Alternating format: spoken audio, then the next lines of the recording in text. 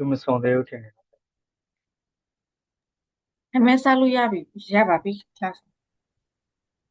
ခရစ်စီကတော့ခွင့်ယူထားတယ်သူနေမကောင်းလို့တဲ့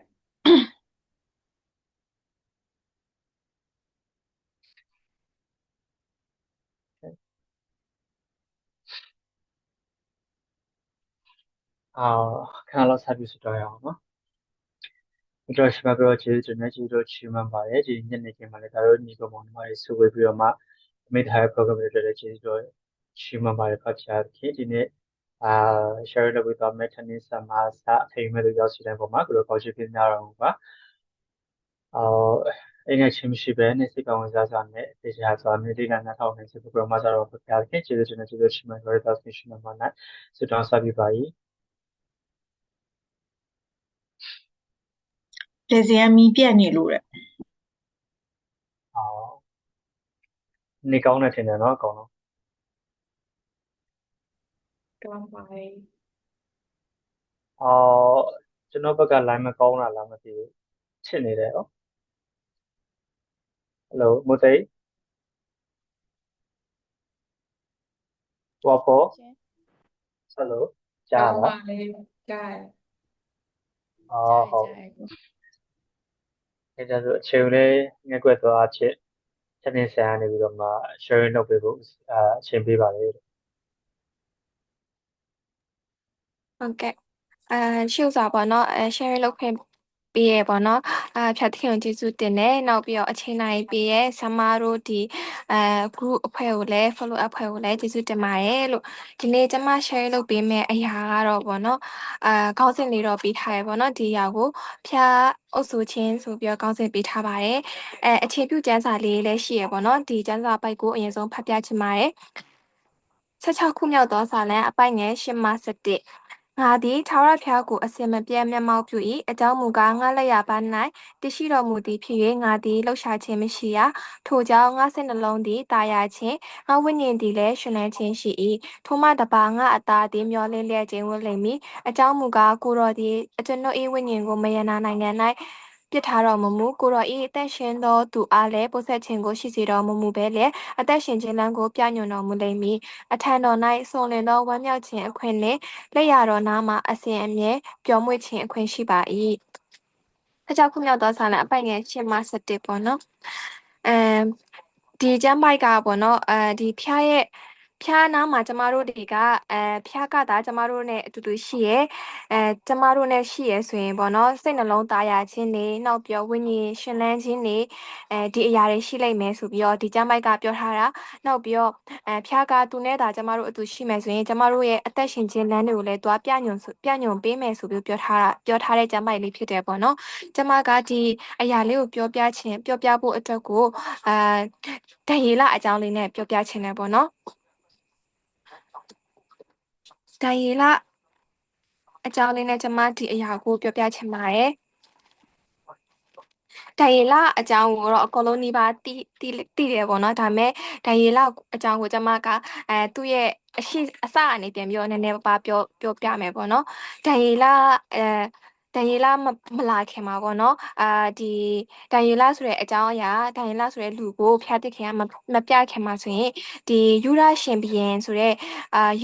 ယောယကိန်ဆိုတဲ့ယူရရှင်ဘုရင်ကဒီယူရကိုသူကအုပ်စိုးတယ်ပေါ့နော်ဒါပေမဲ့သူနန်းဆန်3နှစ်မှာဆိုရင်ဘာဘူးလုံရှင်ဘုရင်နေဘုခဒ်နေဇာမင်းကဒီယေရုရှလင်မြို့ကိုလာပြီးတော့သူတို့ကဝန်းရံပြီးတော့ယေရုရှလင်မြို့ကိုလာပြီးတော့တိုက်ခိုက်တယ်ဒါပေဒီတိုက်ခိုက်တဲ့အခါမှာဖျားကလည်းဒီနေဘုခဒ်နေဇာမင်းကိုပေါ့နော်အောင်နိုင်ခြင်းပေးပြီးတော့ဒီယူဒဒီယေရုရှလင်မြို့ကိုသူကအောင်နိုင်ခြင်းအခွင့်ကိုရခဲ့တယ်နောက်ပြီးတော့ဒီယူဒမြို့မှာရှိရဲ့လက်ဝတ်တစားတွေပစ္စည်းတွေမှန်သမျှကိုသူ့ရဲ့ဘာဘူးလုံတိုင်းပြည်စီကိုသူကပြန်ယူသွားတယ်ပေါ့နော်ဒါပေမဲ့သူကဒီလက်ဝတ်တစားတွေတုတ်ပန်းတွေယူသွားယုံတာမကပဲနဲ့သူကဒီယူဒနိုင်ငံမှာရှိရဲ့မင်းမျိုးမင်းဆွေထဲကပေါ့နော်တော်တဲ့သူနောက်ပြီးတော့ခန္ဓာကိုယ်မှာလည်းကြည့်လို့ကောင်းတဲ့သူနောက်ပြီးအတတ်ပညာဉာဏ်ရည်အစင်းတတန်လေးနဲ့ပေါ့နော်ပြည့်စုံတဲ့အဲပြည့်စုံတဲ့လူပြိုတွေကိုသူလိုချင်တယ်ဆိုပြီးတော့သူ့ရဲ့ဒီအဲသူ့ရဲ့ မိမဆိုးကိုသူကပြောတယ်ပေါ့နော်မိမဆိုးအုပ်ကိုသူကပြောတယ်အဲ့ချိန်မှာမိမဆိုးအုပ်ကလည်းဒီအချင်းတက်တန်နဲ့ပြေဆုံးတဲ့လူငယ်တွေကိုသူကရှာတဲ့အခါမှာဒီဒန်ယေလာဟာနနီမိရှေလာအာဇရီတို့ကိုသူကဒီခေါ်သွားတယ်ပေါ့နော်ဒီဘာဘူးလုံမြို့ကိုနိုင်ငံကိုခေါ်သွားတယ်ဒီဘာဘူးလုံနိုင်ငံခေါ်သွားတဲ့အခါမှာဒီနေဘုခဒ်နေဇာမင်းကလည်းပေါ့နော်သူ့ကိုခေါ်သွားခိုင်းတယ်နောက်ပြီးတော့ဒီလူငယ်တွေကိုလည်းသူကအစာကကောင်းစားခိုင်းတယ်နောက်ပြီးတော့ဒီပွဲတော်မှာကျွင်းတဲ့အစာတွေနောက်ပြီးတော့စပည့်ရည်တွေကိုသူတောက်ခိုင်းတယ်ပေါ့နော်တောက်ပြီးတော့မှဒီခန္ဓာကိုယ်၃နှစ်အတွင်းဒီသူနှစ်တက်တဲ့သူကိုပြန်ရွေးမယ်ဆိုပြီးတော့နေဘုခဒ်နေဇာမင်းကအမိန့်ချမှတ်တာပေါ့နော်အဲ့ချိန်မှာဒီမိမဆုအုပ်ကလည်းသူလုံးရမယ့်အရာတွေကိုသူကလုပ်တယ်ဒါပေမဲ့ဒန်ယေလာဒန်ယေလာတို့၄ယောက်ကကြတော့သူတို့ကအစကေကနေဂျူးလူမျိုးတွေဖြစ်တဲ့အတွက်ကြောင့်မလို့သူတို့ကဖျားသခင်ကိုးကွယ်တယ်ပေါ့နော်သူတို့ကဒီဖျားသခင်ကိုးကွယ်တဲ့အတွက်ကြောင့်မလို့ဒီညစ်ညူးတဲ့အစာတွေညစ်ညူးတဲ့အရည်တွေသူတို့ကမတောက်ချင်ဘူးပေါ့နော်မတောက်ချင်တဲ့အခါမှာဒီမိမဆိုးအုပ်ကိုသူကပြောတယ်ပေါ့နော်ဖျားသခင်ကလည်းမိမဆိုးအုပ်ရဲ့စိတ်နှလုံးသားကိုနူးညွတ်စေတဲ့အတွက်ကြောင့်မလို့မိမဆိုးအုပ်ကလည်းဒါကသူ့ရဲ့လက်ထဲမှာမရှိဘူးဒါပေမဲ့ဒီစားတော်ကဲကိုတော့ပြောပေးလို့ရတဲ့အခါမှာစားတော်ကဲသူပြောပြရဲပေါ့နော်ပြောပြတဲ့အခါမှာစားတော်ကဲကလည်းဒီဒန်ယေလာတို့နဲ့အပေးယူလုပ်ပြီးတော့စောက်ကြည့်ရဲမစားဘဲနဲ့အသီးရွက်တွေပဲစားပြီးစောက်ကြည့်ရဲ့အခါမှာဒန်ယေလာတို့ကတခြားလူတွေထက်10ရက်စောက်ကြည့်တဲ့အခါမှာဒန်ယေလာတို့ကအစားစားတဲ့သူတွေထက်ဟင်းသီးဟင်းရွက်ပဲသူတို့စားတဲ့လူတွေကပိုပြီးတော့ခန္ဓာကိုယ်အဆင်ပြေနေဆိုတော့သူတွေ့တဲ့အခါမှာသူတို့ကအစားအစာလည်းဒီပွဲထဲကအစားအသောက်တွေစပစ်ရည်တွေသူတို့ကမတောက်ပဲနဲ့သူတို့ကဒီအရာညစ်ညူတဲ့အရာသူတို့ရှောင်နိုင်ခဲ့ပေါ့နော်ဒီအရာကိုကြည့်မယ်ဆိုရင်ဒါကဒန်ယေလာတို့ကဖျားသခင်ကိုဖျားရဲ့မျက်မှောက်တော်ထဲမှာဖျားသခင်ကိုပဲသူတို့ရွေးချယ်ရဆိုတာတွေ့ရတယ်သူတို့ဒီညဉ့်ညူတဲ့အရာတွေဖျားမကြိုက်တဲ့ဒီညဉ့်ညူတဲ့အရာတွေသူတို့ရှောင်နေဆိုတာကျမတို့တွေ့ရတယ်ပေါ့နော်ဒါကပြောချင်တာကကြတော့ဒန်ယေလတို့ရဲ့ဖျားသခင်ကိုကိုစားမှုနောက်ပြီးတော့ဖျားရဲ့အရာကိုရွေးချယ်တဲ့လူတွေဖြစ်တယ်ပြောမယ်ဆိုရင်ဖျားသခင်ရဲ့နှစ်သက်တဲ့အသက်တာမှာအသက်ရှင်တဲ့လူဖြစ်တယ်ဆိုတာကိုကျမကထောက်ပြချင်တာဖြစ်တယ်ပေါ့နော်အဲ့ဒီအခါမှာဒီလိုမျိုးသူတို့ဖျားကိုစားတဲ့လူငယ်လေးတွေကသူတို့တွေကနောက်ဆုံးမှာတော့တလေဒီနေဘုခဒ်နေဇာမင်းရွေးချယ်တဲ့၃နှစ်ပြီးတဲ့အခါမှာရွေးချယ်လိုက်တဲ့အခါမှာသူတို့၄ယောက်ကတခြားလူတွေနဲ့မတူဘဲနဲ့ဉာဏ်ပညာမှာလည်းထူးချွန်တဲ့တခြားမှာကုပညာရှင်တွေဗေဒပညာရှင်တွေထက်လည်းထူးချွန်တဲ့အခါမှာဒီနေဘုခဒ်နေဇာမင်းကဒီလူငယ်၄ယောက်ကိုရွေးချယ်လိုက်တယ်သူတို့ရဲ့ဒီမြို့ဘာဘလုံမြို့မှာရွေးချယ်ပြီးတော့နေထိုင်ခွင့်ပေးလိုက်တယ်ပေါ့နော်နန်းတော်ထဲမှာနေထိုင်ခွင့်ပေးလိုက်တယ်အဲ့ဒီအခါမှာဒီ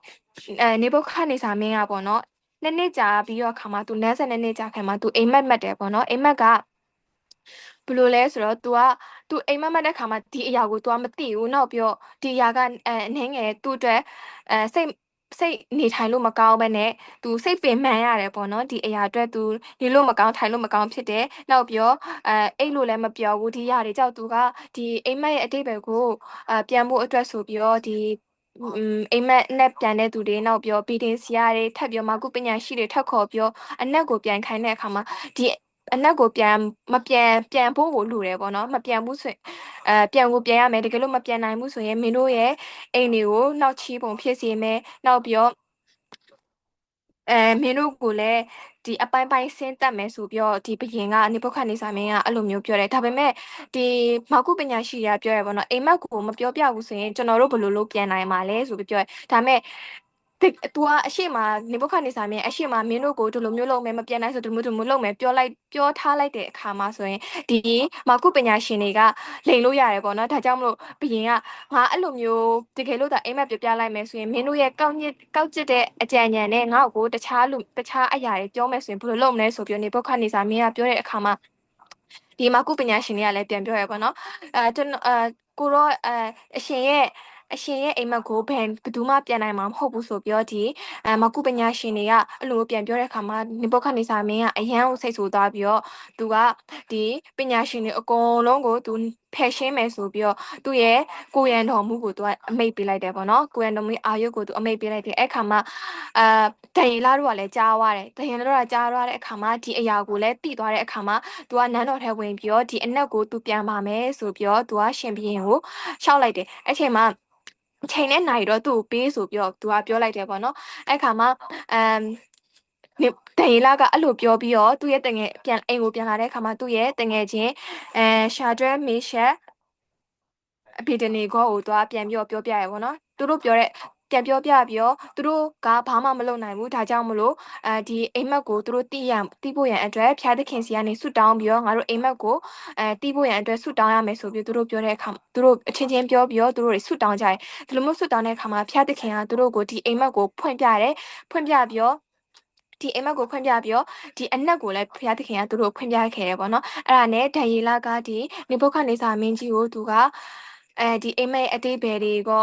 ဒီဘယ်လိုမျိုးဖြစ်မယ်အိမ်မက်ကိုရောအိမ်မက်အနက်အတိတ်ဘယ်တွေကိုသူကပြောပြလိုက်တဲ့အခါမှာနေဘုခဒ်နေဇာမင်းကြီးကပေါ့နော်ရှောက်တဲ့ဒီဒံယေလကိုအရန်ကိုသဘောကျသွားပြီးတော့မင်းရဲ့ဖျားအမေဆိုရင်ဒံယေလကသူပြောလိုက်သေးရပေါ့နော်ဒါကကျွန်တော်ရဲ့ဉာဏ်ပညာနဲ့ဒီအနက်ကိုဖော်နိုင်တာမဟုတ်ဘူးသူရဲ့ဖျားသခင်ကြောင့်သူဖော်နိုင်ခဲ့တယ်ဆိုပြီးတော့သူကနေဘုခဒ်နေဇာမင်းကြီးကိုပြောတဲ့အခါနေဘုခဒ်နေဇာမင်းကြီးကပေါ့နော်မင်းရဲ့ဖျားကတကယ်ကိုကြီးမားလွန်းတယ်ဆိုပြီးတော့ဒီဂုံပုတ်တွေကိုလည်းသူကပြောခဲ့ရပေါ့နော်အဲ့ဒါနဲ့နောက်ပြောနေဘုခနေစာမင်းကြီးကဒံယေလတို့တငယ်ချင်း၄ယောက်ကိုဒီနန်းတွင်းထဲမှာနေခွင့်ပေးလိုက်တယ်ပေါ့နော်ဒါကိုကြည့်ချင်အဖြစ်နေဘုဒီဒံယေလကသူတို့အခက်ခဲကြုံတဲ့အခါမှာသူတို့အားကိုးရမယ့်ဖျားသခင်ရှိရအောင်သူတို့မမေ့ဘူးနောက်ပြီးတော့သူတို့ကဖျားကိုအားကိုးပြီးတော့ဖျားစီရနေပြီးတော့သူတို့တွေဒီအရာကိုရယူနိုင်ခဲ့ဆိုတာကျမတို့တွေ့ရတယ်ပေါ့နော်နောက်တစ်ခုဒီအရာကိုကျမတို့တွေ့ရတယ်ပေါ့နော်ဒါမဲ့နောက်ထပ်အနောက်မှာဆိုရင်နောက်ထပ်ဒီဒိုင်ရီလာတို့နဲ့ပတ်သက်ပြီးတော့ဖျားကိုကိုးစားခြင်းအဖြစ်သူတို့ချင်းသိတွင်းကနေလည်းဖျားကောက်ွယ်ခဲ့တယ်နောက်ပြီးတော့တခြားအရာတွေလည်းအများကြီးရှိသေးတယ်ပေါ့နော်ဒါကိုကျမကဒိုင်ရီလာအကြောင်းကိုအနည်းငယ်ပြောပြချင်တာကဘာဖြစ်လို့လဲဆိုတော့ဒီဒိုင်ရီလာဆိုတာကဖျားသခင်ရဲ့သားတော်တွေဖြစ်တယ်ပေါ့နော်သားတွေဖြစ်တယ်ဖျားကိုကိုးစားတဲ့ယုံကြည်သူသားတော်တွေဖြစ်တယ်ကိုပြောချင်တာပေါ့နော်ဒီယုံကြည်သူတွေဖြစ်တယ်ဒါပေမဲ့သူတို့ကသူတို့ရဲ့စိတ်ထဲနှလုံးထဲမှာရှိရဲ့ဖျားကိုကိုးစားတဲ့အရာတွေကိုကျမတို့တွေ့ရတယ်ကျမတို့တွေ့ရတယ်ပေါ့နော်သူတို့ဒီလိုမျိုးဖျားကိုကိုးစားတဲ့အခါမှာသူတို့ကြုံတွေ့ရတဲ့အရာတွေကဘာမှဘယ်အရာတွေကဒီလိုမျိုးကြီးမားနေတဲ့အရာတောင်မှသူတို့အတွက်ကတင်းငယ်တဲ့အရာဖြစ်သွားစေတာကိုလည်းကျမတို့တွေ့ရတယ်ပေါ့နော်ဒီအရာကိုကျမကပြောချင်တာကအဓိကကတော့ပေါ့နော်တကယ်လို့ကျမတို့ရဲ့စိတ်ထဲမှာကျမတို့ရဲ့စိတ်လုံးသားထဲမှာနှုတ်ကပတ်တော်ကရှိနေပြီဆိုရင်ကျမတို့ရဲ့ကြုံတွေ့ရတဲ့အရာတွေကတင်းငယ်သွားမှာဖြစ်တယ်ပေါ့နော်ဒီလိုမျိုးဒံယေလဆိုရင်လည်းသူတို့ရဲ့ကိုးစားခြင်းတွေသူတို့ရဲ့ဖျားကိုအားကိုးခြင်းတွေကပိုပြီးကြီးနေတဲ့အခါမှာသူတို့ကြုံတွေ့ရတဲ့အခက်အခဲတွေကတကယ်ဆိုရင်ဒါကဘယင်နဲ့တွေ့ရတဲ့ဆိုတဲ့အရာကပေါ့နော်လုံးဝအမြင့်ဆုံးလူနဲ့ကျမတို့ကတွေ့ရတာအမြင့်ဆုံးသူတို့ပြောမဲ့ဆိုသူတို့ကအမြင့်ဆုံးလူနဲ့တွေ့ရတယ်ဆိုကျမတို့ကအမြင့်ဆုံးအကြီးဆုံးပြဿနာနဲ့တွေ့ရရင်လေကျမတို့ကဖျားကိုကိုးစားမယ်ဖျားရဲ့စကားသာကျမတို့ရဲ့စိတ်လုံးသားထဲမှာရှိမယ်ဆိုရင်ဒီအမှုရာလေးတွေကတင်းငယ်သွားမှာဖြစ်တယ်ပေါ့နော်တင်းငယ်သွားမှာဖြစ်တယ်နောက်ပြီးတော့တင်းငယ်သွားမဲ့အရာတွေကဘယ်လိုမျိုးအရာတွေဖြစ်နိုင်လဲဆိုရင်စနော်ရာဒံယေလာရဲ့ပုံမှုထုမှာကြည့်မယ်ဆိုရင်လည်းပြဿနာအခက်အခဲတွေနောက်ပြီးတော့တွေးဆောင်ခြင်းတွေဒီအရာတွေကတင်းငယ်သွားမှာဖြစ်တယ်ပေါ့နော်ဒါကြောင့်မလို့ဒံယေလာကဖျားရည်ထင်ကိုးစားခြင်းကျမတို့ကနှုတ်ကပတ်တော်ကကျမတို့ရဲ့စိတ်လုံးထဲမှာရှိခြင်းဒီအရာတွေသာရှိမယ်ဆိုရင်ကျမတို့တွေးရမယ့်ပြဿနာအခက်အခဲတွေဇာတိပကတိတွေတွေးဆောင်ခြင်းတွေကတင်းငယ်သွားမှာဖြစ်ပါတယ်အဲ့လိုမျိုးဖျားသခင်ကိုးစားမယ်နှုတ်ကပတ်တော်ကကျမတို့ရဲ့စိတ်နှလုံးသားထဲမှာရှိမယ်ဆိုရင်တော့ပေါ့နော်ဖျားသခင်ကကာကွယ်ပေးမှဖြစ်တယ်နောက်ပြီးတော့ဖျားသခင်ကပြဿနာတွေကိုလည်းဖြေရှင်းပေးမှဖြစ်တယ်ပေါ့နော်ဖျားသခင်ရဲ့အုပ်ဆိုးခြင်းတွေကလမ်းပြပေးနေမှဖြစ်တယ်ပေါ့နော်နောက်ပြီးတော့ဒီအရာကကျမတို့တွေရဲ့စိတ်နှလုံးသားထဲမှာဆိုရင်ဒီနှုတ်ကပတ်တော်ရှိမယ်နောက်ပြီးတော့ကျမတို့တွေဖျားကိုကိုးစားမယ်ဆိုရင်ကိုးစားမယ်ဆိုရင်ကျမတို့လွတ်မြောက်ခြင်းလည်းရှိရပေါ့နော်ဒီပြဿနာအခက်အခဲတွေပဲဖြစ်စာတိပကတိဖြစ်လွတ်မြောက်ခြင်းရှိရဒါတည်းမကဘူးကျမတို့ကဖျားကိုစိတ်နှလုံးသားထဲမှာရှိကျမတို့ကဒီမကောင်းတဲ့အရာတွေကနေလွတ်မြောက်တယ်ဆိုတာကိုကျမတို့ကသိထားရမယ်ပေါ့နော်ဖျားသခင်ကိုသာကိုးစားမယ်ဆိုရင်ကျမတို့ကဘယ်ရာကနေမဆိုလွတ်မြောက်နိုင်တယ်နောက်ပြီးဒီကြုံတွေ့ရတဲ့အရာတွေကလည်းအကုန်လုံးကတင်းငယ်တဲ့အရာဖြစ်သွားနိုင်တယ်အဓိကကတော့ကိုးစားခြင်းရဲ့နှုတ်ကပတ်တော်ကကျမတို့ရဲ့စိတ်နှလုံးသားထဲမှာကြီးထွားခြင်းတွေနောက်ပြီးတော့ကြီးထွားခြင်းတွေရှိရမယ်နောက်ပြီးတော့ကျမတို့နှုတ်ပတ်တော်တွေကိုလည်းကျမတို့ကခံယူရမယ်ပေါ့နော်ဒါကတော့အရေးကြီးတဲ့အချက်ဖြစ်တယ်ပေါ့နော်နောက်ပြီးတော့ဖျားသခင်ကနောက်ပြီးယောဟန်16:33မှာဆိုလဲပြောထားတယ်ပေါ့နော်ရှင်ယောဟန်ခရစ်ဝင်အခန်းကြီး16အခန်းငယ်33မှာဆိုရင်လည်း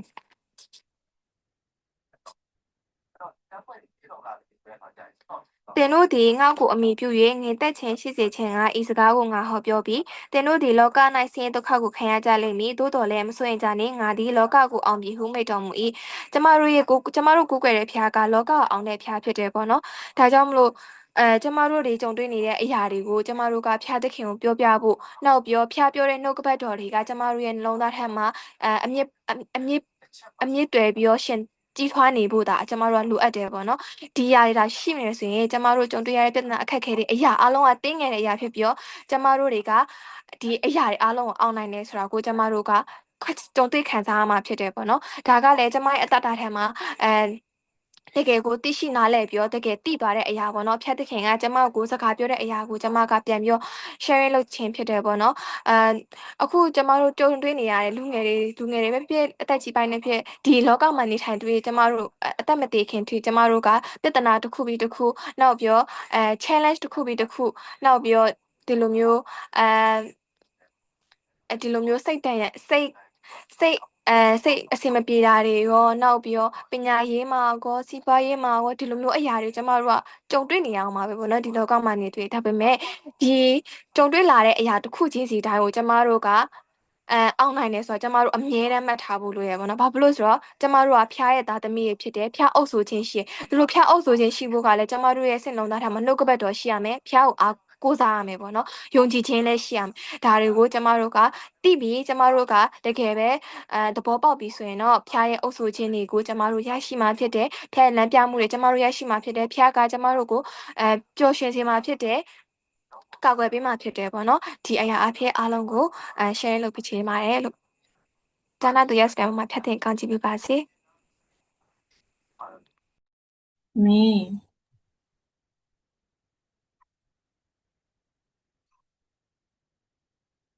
ဆိုတော့တိုင်းလောက်တို့ပဲပေါ့နော်ကျွန်တော်ရဲ့တက်တာတွေမှာဖျားကိုစားခြင်းအဖြစ်ဖျားကကျွန်တော်တို့ကိုလွတ်ခြင်းအခွင့်ကိုပေးနိုင်တယ်လို့ဖျားကကျွန်တော်တို့ကမှဖြူတဲ့အမှုတွေကိုပေါ့နော်မြင်တွေ့ရမှာဖြစ်တဲ့ဆိုတဲ့အကြောင်းအဖြစ် share လုပ်ပေးသွားတဲ့ tennis ကိုလည်းကျေးဇူးတင်ပါတယ်ဖျားတင်တာလေးကောင်းရှိပေးပါစေဆိုတော့ဒီနေ့ဒီမှာလေး6ရောက်တွေ့ရပါတော့ဆိုတော့ခွန်ရတဲ့အရာလေးတွေနည်းနည်း share လုပ်ပေးဖို့အချိန်ပေးပါတယ်လို့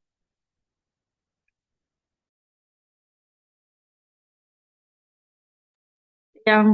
မနစ်2မိနစ်စီပေါ့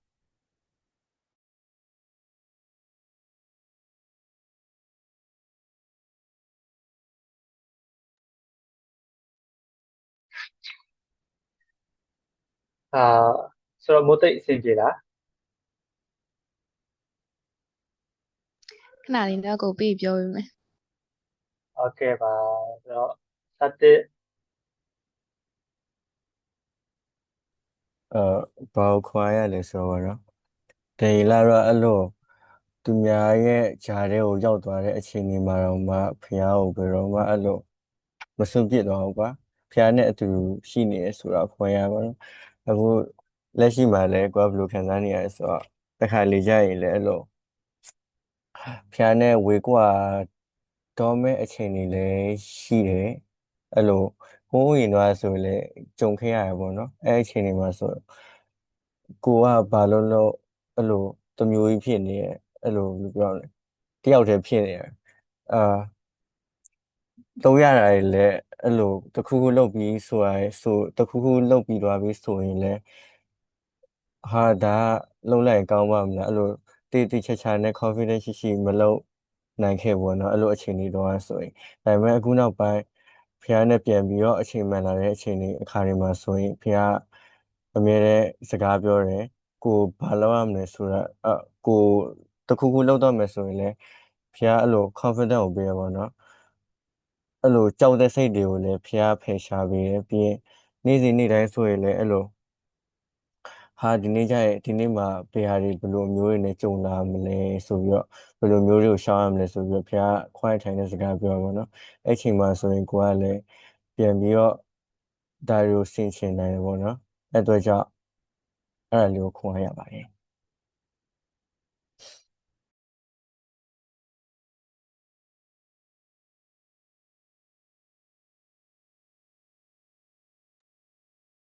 မိုးသိပ်အဆင်ပြေပြောလို့ရပြီနော် ညီမကျတော့ခုနမထင်နေစံပြောသွားတယ်မှာဘာခွန်ရရလဲဆိုတော့တိုင်းရဆိုရင်လေကွာသူ့ရဲ့ဘဝမှာဘလောက်ကြီးရဲ့အခက်ခဲကြီးကြီးမားမားကြီးပဲဖြစ်နေသူဖះကိုဥထိတ်ထားတယ်ဖះကိုသူရွေးချယ်တယ်ဒါပေမဲ့ပေါ့နော်အမပြောသွားတဲ့ထဲမှာလည်းပါရဲ့ကျမတို့ဘဝမှာလည်းဒါအခက်ခဲတွေဆိုတာရှိအောင်မှာပဲကွာအခက်ခဲကြီးကြီးတွေရှိမယ်တိတ်တိတ်လေးရှိမယ်ဒါပေမဲ့အဲ့ဒီကဘာခွန်အားရလဲဆိုတော့ဒိန်လာရဲ့တက်တာမှာဆိုရင်တော့မှဒါသူ့ရဲ့အသက်နဲ့ရှင်လာရတော့မှသူကဖះကိုပဲအမြဲရွေးချယ်တယ်လောကကိုမရွေးချယ်ဘူးပေါ့နော်ဆိုတော့ကိုယ့်ရဲ့ဘဝတက်တာမှာဆိုရင်လည်းဒါ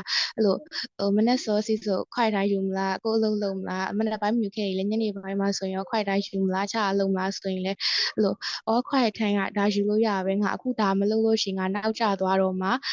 ခွိုက်ထိုင်းကတော့အိတ်ခဏီလောက်မှယူလို့ရပါတယ်အဲ့လိုမျိုးဖျားနဲ့စကားပြောဖို့ဖျားနဲ့ဆူတောင်းမှုအဲ့လိုဟာတွေကြအမြဲရွှေ့နေမိရပေါ့ဒါမှအခုဆိုရင်ဒါကိစ္စတေးသေးလေးပဲရှိသေးရပါတော့เนาะဆိုတော့အဲ့လို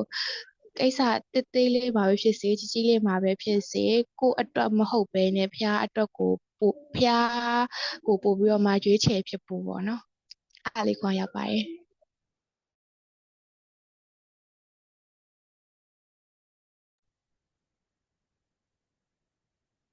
ဆိုတော့ဝါဖို့ပြောချင်သေးလား ဟုတ်ညီမကျတော့မနက်နေ့စဉ်ပြောသွားတဲ့ထဲကဒီလိုပေါ့နော်ဘယ်လိုပဲအခက်ခဲကြီးကြုံအခက်ခဲကြီးထဲမှာမှဖျားကိုကိုးစားဖို့တန်ရင်လာတတ်တာမှဆိုလို့ရှိရင်လည်းသူအခက်ခဲကြီးကြုံခဲ့ရတော့မှဖျားပေါ်မှာကိုးစားတာဖျားကိုဘယ်တော့မှမမေ့ဘဲနဲ့ယုံကြည်ခြင်းခိုင်မာဖို့ပေါ့နော်အဲ့ဒီအတွေ့ခွန်ရတယ်ပေါ့နော်ဒီလိုပဲအလားတူတရံပေါ့နော်ညီမဒီတစ်ပတ်ထဲမှာပဲညီမအခက်အခဲတစ်ခုကြုံခဲ့တယ်ပေါ့နော်အဲ့ဒါကပတ်စံ10သိန်းနီးပါးလောက်ရှိုးမဲ့အဲ့ဒီဘယ်လိုရောက်သွားတယ်ပေါ့နော်ဒါပေမဲ့လည်းဖျားကကျမကိုခွန်အားပေးတယ်နောက်ဘက်တော့အဖေကျမကိုဒီຢာတွေကသူတာဝန်ယူပေးမယ်ဒီຢာတွေကသူ့ကိုဒါယုံကြည်ခြင်းအပြည့်ရှိမယ်ဆိုလို့ရှိရင်ဒီຢာတွေကသူ့အတွက်ကဘာမှမဟုတ်ဘူးဆိုတဲ့အားဖြင့်ပေါ့နော်ညီမကိုနောက်ဘက်တော့အဖေညီမကိုစကားပြောတယ်ပြီးတော့ညီမတို့တွားပြီးတော့မှဒီပတ်စံကိစ္စကိုတွားပြီးတော့မှညှိနှိုင်းဆောင်ရွက်တဲ့အခါမှာလည်းဘာမှစကားအများကြီးပြောရတာဖြေရှင်းရတာအခက်အခဲမရှိဘဲနဲ့ချွတ်ချွတ်မွေ့နဲ့ပဲညီမဆုံးရှုံးရမယ့်ပတ်စံရောညီမရရမယ့်ပတ်စံတွေရောအကုန်လုံးပေါ့နော်ချွတ်ချွတ်မွေ့နဲ့ပြန်ပြီးတော့မှရခဲ့ုံဒီမကပဲနဲ့ထပ်ပြီးတော့မှညီမကိုဒီချက်ကောင်းတဲ့အရာပေါ့နော်ဖျားကနေပြီးတော့မှထပ်ပြီးတော့ပြင်ဆင်ပေးရဆိုတာကိုညီမထပ်ဆောင်ပြီးတော့မှတည်ခဲ့ချင်ပါတယ်ပြောရှင်တဲ့အရာကတော့ဘယ်လိုချိန်နေပါပဲဖြစ်ဖြစ်ပျော်နေတဲ့အချိန်မှာပဲဖြစ်ဖြစ်ဖျားကိုချီးမွမ်းဖို့နေတယ်လို့ကိုဝန်းနေလို့ပူဆွေးနေတဲ့အခါမှာလည်းဖျားကိုအားကိုးဖို့နည်းနည်းပွင့်အောင်အတွက်ဖျားနေပြီးတော့မှဒီဘက်အတွင်းမှာသင်ခန်းစာပေါင်းများစွာနဲ့ပေါ့နော်တုံ့ပြန်ခဲ့ကျေးဇူးတင်ပါတယ်ဆိုတော့ဒီဘက်မှာမိုးသိမ့်နဲ့စတဲ့ကိုတွေ့ရတဲ့အတွက်လည်းဝန်တာတယ်နော်နောက်ဘက်လည်းလာ join လို့ရပါတယ်လို့ခုနကတော့ angel ကိုတွေ့တယ်သူဘာလို့လဲမသိကြောက်သွားတယ်နော်ဆိုတော့ဆွတောင်းချက်တင်ချင်တာမျိုးတွေရှိသေးလား